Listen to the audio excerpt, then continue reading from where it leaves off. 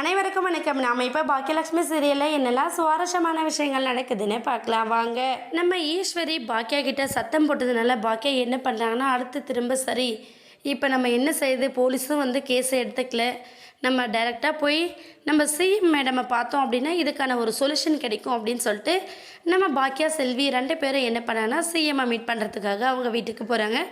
வீட்டுக்கு போன இடத்துல என்னடான்னு பார்த்தீங்கன்னா நம்ம சிஎம் ஊரில் இல்லை அப்படிங்கிற விஷயத்த தெரிஞ்சுக்கிறாங்க.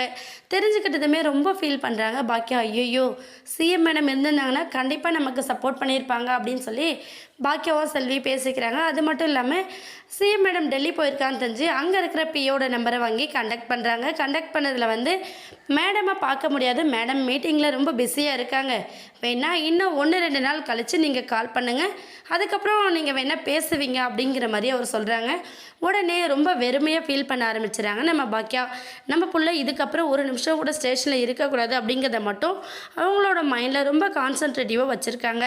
அந்த சமயத்தில் நம்ம செல்வி என்ன பண்ண, அக்கா நான் ஒன்று சொல்கிறேன், நீங்கள் என்னை தப்பாக எடுத்துக்காதீங்க, சாட்சிக்காரன் காலில் விழுறதை விட சண்டைக்காரன் காலில் விழுறது நமக்கு எவ்வளோ மேல், பேசாமல் நம்ம அந்த கவுன்சிலரை மீட் பண்ணி பேசி பார்த்தோம் அப்படின்னா இதுக்கான ஒரு சொல்யூஷன் கிடைக்கும் இல்லைக்கா அப்படின்னு சொல்லிட்டு நம்ம செல்வி சொல்கிறாங்க. செல்வி சொல்கிறது வந்து முதல்ல நம்ம பாக்கியா வேண்டாங்கிறாங்க. ஏன்னா அந்த ஆளால் தான் இவ்வளோ பெரிய பிரச்சனையும் வந்திருக்கு, இதுக்கிடையில் நம்ம போய் என்ன பண்ணுறது செல்வி, வேண்டாம் அப்படிங்கிற மாதிரி சொல்லிவிட்டு நேராக ஸ்டேஷனில் போய் கேஸை வாபஸ் வாங்கிட்டு கவுன்சிலர் மீட் பண்ணுறதுக்காக அவங்க வீட்டுக்கு போகிறாங்க.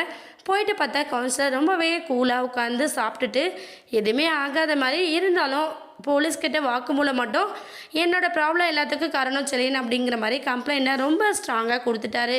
இப்போ இதனால் பாக்கியா என்ன பண்ணால், இங்கே பாருங்க பண்ணது நீங்கள் தான், நீங்கள் தப்பு பண்ணிவிட்டு இப்போ தேவையில்லாத எங்கள் பையன் ஜெயிலில் இருக்கான், அதுக்கான அவசியம் இருக்காது, நான் உங்கள் மேலே கொடுத்த கேஸை வாபஸ் வாங்கிட்டேன், நீங்களும் எங்கள் பிள்ளை செலியன் மேலே கொடுத்த கம்ப்ளைண்ட்டை வாபஸ் வாங்கிடுங்கன்னு சொல்கிறாங்க. ஆனால் கவுன்சிலர் வந்து அது மறுக்கிறாரு. ஏன்னா இங்கே பாருங்கள், நீங்களும் கேஸை வாபஸ் வாங்காதீங்க பாக்கியா மேடம், நானும் கேஸை வாபஸ் வாங்க மாட்டேன், உங்கள் பிள்ளை எப்படி ஜெயிலேருந்து வெளியில் வந்துடா நான் பார்க்குறேன் அப்படிங்கிற மாதிரி ரொம்ப தெனாவிட்டா சொல்கிறாரு.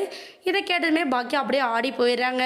என்னடா இது, இவர்கிட்ட ஒரு சொல்யூஷன் கிடைக்கணும் வந்தால் இவர் இப்படி பதில் சொல்கிறாரு அப்படிங்கிற மாதிரி பாக்கியா ரொம்ப ஃபீல் பண்ணுறாங்க. ஃபீல் பண்ணுறது மட்டும் இல்லாமல் என்ன முயற்சி பண்ணி செல்லினை வெளியில் கொண்டு வர போகிறாங்கன்னு வெயிட் பண்ணி பார்க்கலாம். இந்த வீடியோ உங்களுக்கு பிடிச்சிருந்தா மறக்காமல் நம்ம சேனலை சப்ஸ்கிரைப் பண்ணுங்கள். தேங்க்யூ.